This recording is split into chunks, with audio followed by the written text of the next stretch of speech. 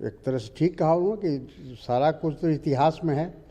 औरंगज़ेब का जो कार्यकाल था उसके बारे में अगर जानकारी लेनी है तो इतिहास से लिया जा सकता है कि वो कितने जालिम थे, कितने जुल्म किया उन्होंने, या वो कट्टर मुस्लिम थे, कट्टरपंथी थे। वो सारी बात तो किताबों में होगी, हमने भी नहीं पढ़ा है इतिहास।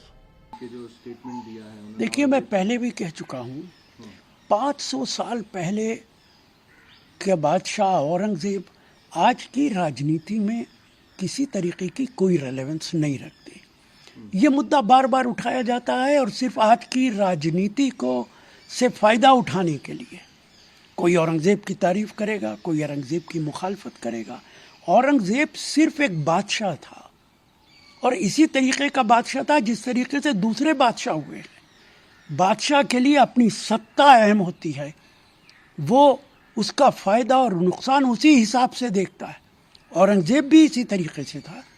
उसने बहुत सारे मंदिरों को जागीरें भी दी हैं, बहुत सारे मंदिरों को तोड़ा भी है, जैसे दूसरे बादशाह करते थे। उसकी बादशाहत के अंदर बड़े बड़े हिंदू सिपह सालार थे, chief of the army staff थे। बहुत सारे हिंदू बादशाहों के यहाँ मुसलमान बड़े बड़े ओहदों पर थे। तो आज ये कंट्रोवर्सी इर्रेलेवेंट है। आज की राजनीति में औरंगज़ेब या अकबर बादशाह या बाबर, उनकी कोई अहमियत नहीं है। ये भारतीय जनता पार्टी और दूसरे लोग अपनी राजनीति के लिए उनके नाम का इस्तेमाल करते हैं। क्योंकि अपना स्टेटमेंट उन्होंने फिर वापस लेता हूँ, इसलिए नहीं कि मैं गलत हूँ, इसलिए क्योंकि किसी को इंसाइट नहीं करना चाहता। देखिए, अगर उन्होंने अपना बयान वापस ले लिया तो फिर इस कंट्रोवर्सी को ख़त्म कर देना चाहिए। देखिए, अबू आदमी जैसे नेता, इनके चाल चरित्र और इनकी जो बॉडी लैंग्वेज है ना, उसी के कारण ऐसा लग रहा है कि ये जो है इसकी पार्टी को समाजवादी नहीं नमाजवादी के नाम से जाना जाता है। अब मुझे बताइए कि गुरु तेग बहादुर जी की हत्या किसने की थी? वो तो कहीं और नहीं की थी, दिल्ली के चांदनी चौक में की थी। आज भी गुरुद्वारा शीशगंज उस बात का गवाह है। गुरु गोविंद सिंह जी के 2 बच्चों को जिंदा उसमें चिन्हवा दिया गया था, मासूम बच्चे थे। ये रहमतुल आलम था उनका, जिसको ये कह रहे हैं रहमतुल्लाह आलम है वो औरंगजेब। आप मुझे बताइए कि जो गुरु गोविंद सिंह जी को युद्ध करना पड़ा और अंततोगत्वा उनकी 3 पीढ़ियों को बलिदान देना पड़ा, औरंगजेब के कारण ही ना। और संभाजी महाराज के बारे में कौन नहीं जानता भाई? अगर धोखे से सारे सैनिकों ने उनको अकेला ना फंसाया होता तो संभाजी महाराज तो उसकी वो बखियों को देते कि भागते हुए नजर आता। और आप देखिए कि फिर उसके बाद में ऐसे वीर के साथ में क्या उनका जो हसर किया, आंखें फोड़ दी सलाखों से और नाखून खींच लिए और जीभ काट ली, चमड़ी उधेड़ ली, लेकिन इसके बावजूद भी उन्होंने स्वराज के नाम पर उफ तक नहीं करी। ऐसे लोगों को महाराष्ट्र की पावन धरा पर, वीर शिवाजी की धरा पर ऐसे कायर और बुजदिल लोग हों जो कि औरंगजेब जैसे दुष्ट और दुर्दांत जो आक्रांता थे उनका महिमामंडन करते हैं, उसको रहमतुल्लाह आलम कहते हैं। शर्म आनी चाहिए। नहीं, अब उनको तो माफ़ी मांगनी चाहिए। वो महाराष्ट्र में रहते हैं।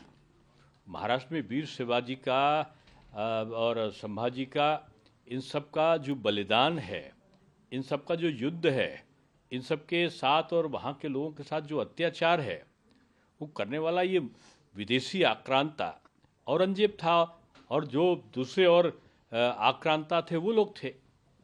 प्रश्न ये उठता है कि एक चुना हुआ जनता का जनप्रतिनिधि आताताइयों का, आक्रांताओं का पक्ष लेगा या देशभक्तों का? ये प्रश्न हमेशा से आता रहा है कि उनके जो बयान होते हैं उत्तेजना पैदा करने वाले होते हैं, विग्रह पैदा करने वाले होते हैं, सांप्रदायिक उन्माद पैदा करने वाले होते हैं। आज उनके पास में तमाम विकल्प हैं। आप अब्दुल कलाम जी का नाम ले लीजिए, आप अशफाक उल्लाह खां का ले लीजिए, अब्दुल हमीद का ले लीजिए, बहुत सारे, रफ़ी अहमद किदवई जी रहे हैं, बहुत लोग हैं जिन्होंने देश के लिए, ब्रिगेडियर उस्मान ऐसे लोग रहे हैं जिन्होंने अल्पसंख्यक मुस्लिम होते हुए अपना बलिदान दिया। स्वतंत्रता के आंदोलन में तमाम लोगों के बलिदान रहे हैं। अब उनका नाम लो ना, कौन सी बनाई है? वो हमारे लिए सम्मानित और पूजनीय है जैसे दूसरे नेता है, लेकिन जिसने यहाँ की सांस्कृतिक विरासत पर आघात किया, देश पर आघात किया, यहाँ के जो मूल निवासी थे उनका उसने एक तरीके से उसने पतन करने की चेष्टा करी। एक एक कुंटल, कई टन जो है वो जनेऊओं को जलाना, धर्म का परिवर्तन कराना, महिलाओं के साथ दुराचार करना, जो सिखा है उसको काट लेना सार्वजनिक रूप में। क्या गुरु तेग बहादुर का बलिदान आप भूल जाओगे? ये मुगलों के समय जो अत्याचार हुए, गुरु गोविंद सिंह जी के बच्चों को बिल्कुल चुनवा दिया गया, उनको आप भूल जाएंगे क्या? तो ऐसे जो आक्रांता थे उनका तो स्तुतिगान नहीं इस देश में हो सकता। आप इस देश में रहने वाले जिनका योगदान, उनके बारे में आप बोलो। मैं समझता हूँ कि इनको सार्वजनिक रूप में उनको भी क्षमा मांगनी चाहिए और उनकी पार्टी को उनके खिलाफ कार्रवाई करनी चाहिए और साथ में इसके लिए क्षमा भी मांगनी चाहिए।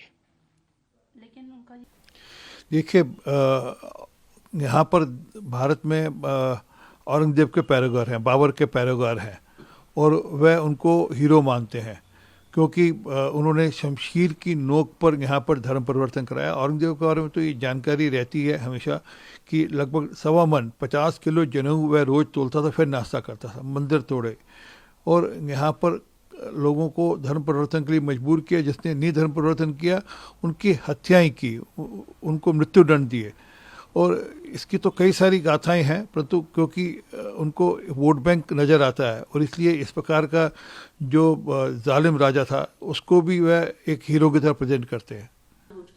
देखो, ऐसा है कि विदेशी आक्रमणकारी और जो क्रिमिनल, क्रूर और कम्युनल करतूत थी वो तो किसी से छिपी नहीं है और ऐसे विदेशी आक्रमणकारी तो ज़मीन के अंदर जो है वो दफन हो गए हैं, लेकिन उनकी आत्माएं जो है वो अलग अलग लोगों के अंदर जो है वो उसका विचरण कर रही हैं, घूम रही हैं। आप जो है वो एक जालिम के जुल्म को जो है वो उसके जो है वो जय जयकारी जमात बन जाएंगे और उस जालिम के जुर्म और जुल्म की जय जयकारी जमात बन करके उसके इस तरह के क्रूर अपराध और क्रिमिनल अपराध को जो है वो सुरक्षा कवच पहनाने की कोशिश करेंगे, तो इसे कोई स्वीकार नहीं करेगा। आप खुद हंसी का पात्र बनते जा रहे हैं और ये बिल्कुल एक्सेप्टेबल नहीं है, स्वीकार्य नहीं है कि ऐसे आक्रांता या आक्रमणकारी जिन्होंने बेदर्दी और बेशर्मी के साथ देश की संस्कृति, देश के संस्कार और साथ ही साथ देश का बहुत बड़ा नुकसान किया, नुकसान ही नहीं किया बल्कि कत्लेआम करने की कोशिश की है।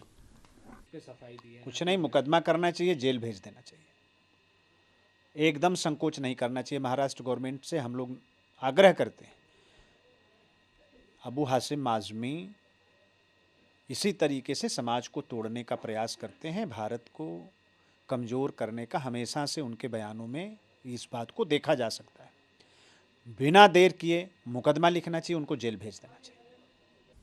समाजवादी पार्टी औरंगज़ेब को अपना आइडियल मानती है, अपने पोस्टर में लगा लें फ़ोटो, अपने दफ्तर में लगा लें फ़ोटो, दिल में तो उनके औरंगज़ेब है ही, लेकिन वो ज़बान पे भी आते हैं। तो अबू हासिम आज़मी जो बोल रहे हैं वो समाजवादी पार्टी के नेता के तौर पे बोल रहे हैं और ये दुर्भाग्यपूर्ण है। छत्रपति शिवाजी महाराज के राज में सियासत करने वाले अबू हासिम आज़मी के आइडियल औरंगज़ेब हैं, इससे बढ़कर दुर्भाग्यपूर्ण बात और क्या हो सकती है। और जिस तरह की भाषा बोली जा रही है उनका निलंबन होना ही चाहिए, इसमें कोई शक नहीं। और बीजेपी का समाजवादी पार्टी से क्या रिश्ता है जो इल्ज़ाम लगा रहे हैं कि बीजेपी ने बयान दिलवाया। हमारा समाजवादी पार्टी और हम तो नदी के दो पार्ट हैं। हमारी विचारधारा छत्रपति शिवाजी महाराज के साथ है और समाजवादी पार्टी औरंगज़ेब को अपना आइडल मानती है, उनकी विचारधारा उनके साथ है।